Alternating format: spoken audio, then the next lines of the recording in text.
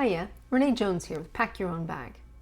So about a decade ago, I planted some antique roses, and all but one flourished.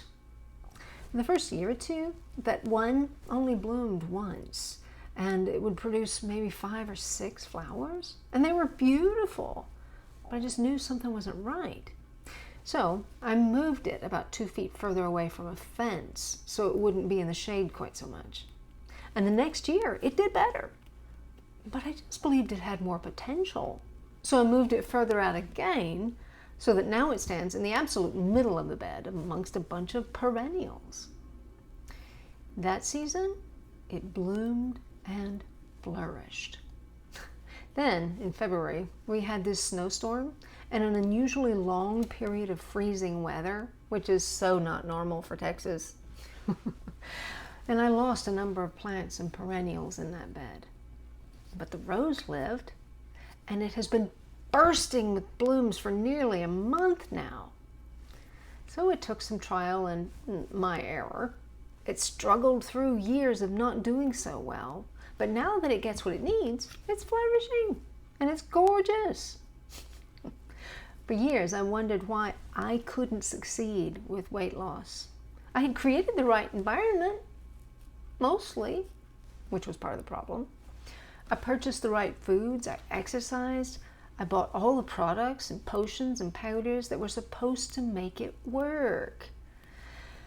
However, that just didn't ensure consistently good choices.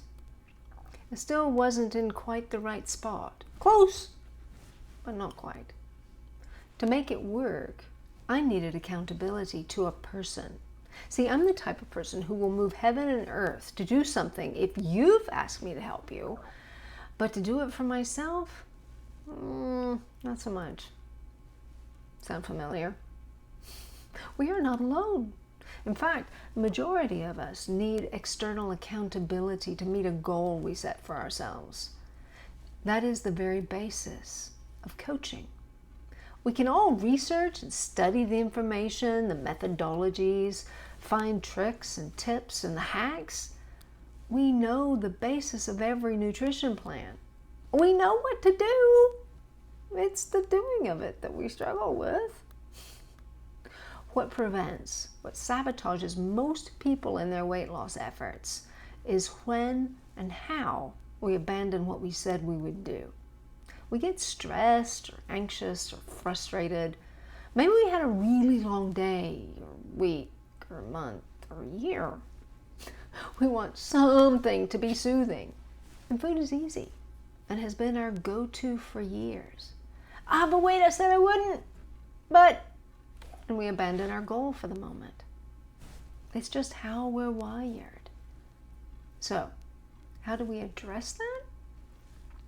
Find a way to create external expectations. Now, the gold standard of this is to hire a coach, of course.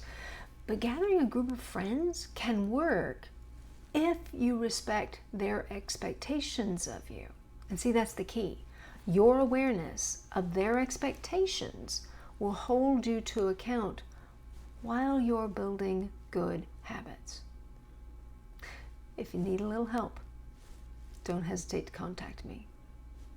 All the best.